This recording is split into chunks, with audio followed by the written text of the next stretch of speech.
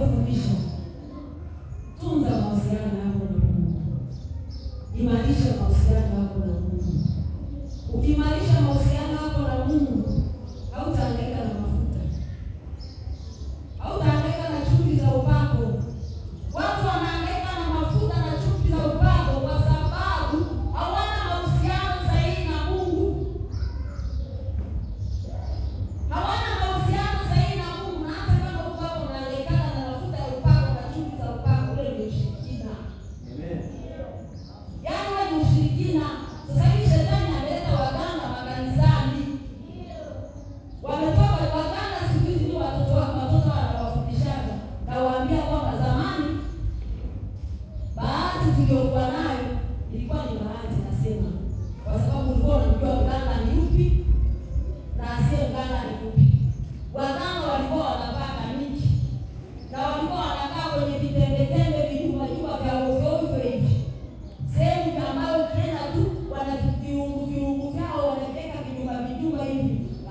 Vijumba vya ajabu. Hata maigizo yale yanapofanyika, ulikuwa unaona maagizo yanafanyika yanaonyesha jinsi ambavyo waganga wamevaa kaniki, yaani watu wachafu.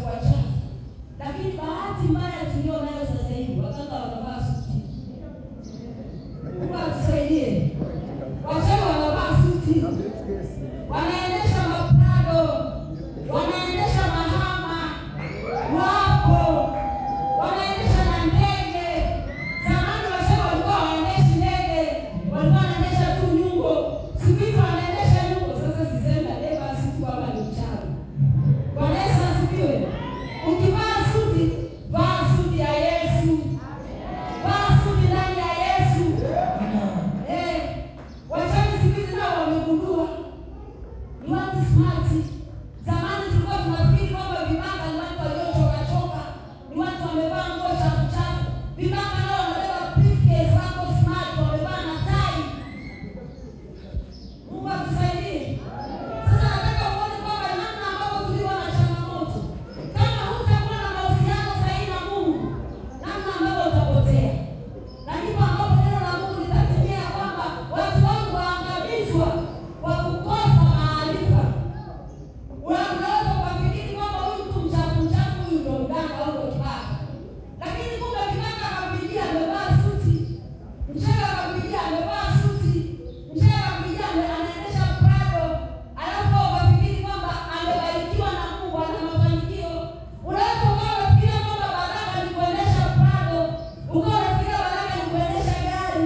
Ukafikiria kwamba baraka ni kujenga ghorofa.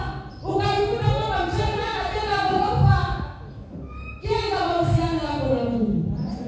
Bwana Yesu asifiwe. Bwana Yesu asifiwe.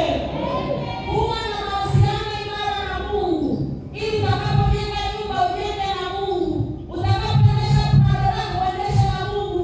Utakapobeba suti yako uvae na Mungu. Bwana Yesu asifiwe. Utakapobeba briefcase yako ubebe na Mungu. Utakapofunga tai yako ufunge na Kristo. Bwana Yesu asifiwe. Bwana Yesu asifiwe. Jenga mahusiano yako na Mungu. Kama kuna jambo ambalo ni la muhimu sana kwa mwanadamu na kwa yoyote ile ambaye amekubali kumwendea Kristo, ni kujenga